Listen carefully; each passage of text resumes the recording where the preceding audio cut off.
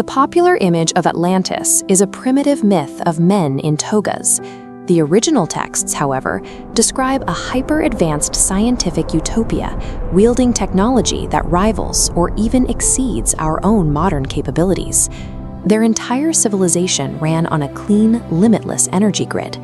This power came from two key components: glowing red orichalcum, a highly conductive mythological metal, and immense piezoelectric crystals. These minerals generate an electrical charge when they are subjected to extreme physical pressure. The capital was structured in massive concentric rings of alternating red, white, and black stone. These rings hummed with hydromagnetic power, which generates massive electricity by forcing conductive fluids through heavy magnetic fields. This energy was stored in liquid crystal batteries, effectively eliminating physical labor and scarcity.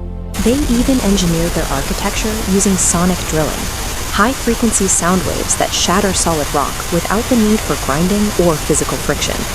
This absolute technological supremacy created a profound hubris.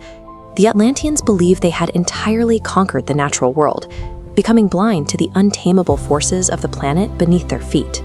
The geography that provided their massive geothermal energy came with a fatal condition. They constructed their capital directly on top of an active, highly pressurized magma chamber.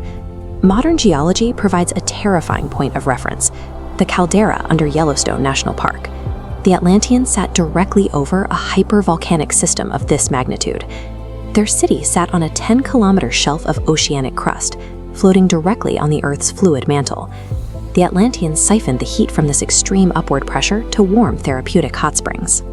They treated a catastrophic geological threat as a municipal utility.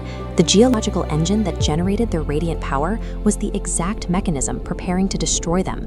The system finally broke because of a sudden, catastrophic anomaly arriving from space. This was the Younger Dryas cosmic impact, a massive meteor strike.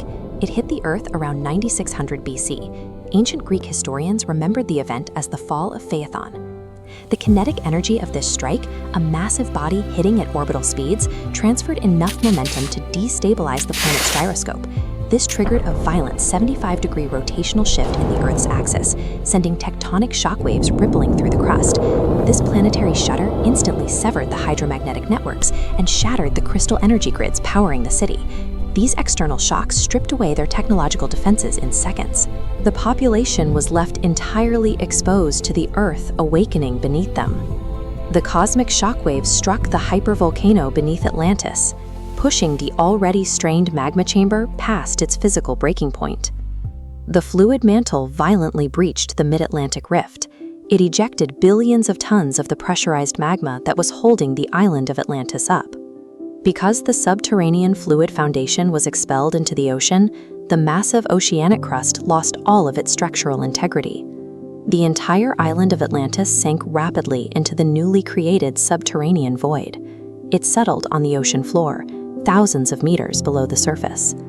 The radiant capital of Atlantis was structurally swallowed by the very planet it had arrogantly tried to master and control. On the surface, the sudden drop in elevation drew in a towering wall of Atlantic Ocean water, kilometers deep. The crust remains intact, but the empire is dead. The magnetic energy is gone, now pitch black beneath an impenetrable shoal of deep-sea mud. No matter how brightly human ambitions glow, absolute hubris is always eventually extinguished by the crushing, unstoppable entropy of the natural world.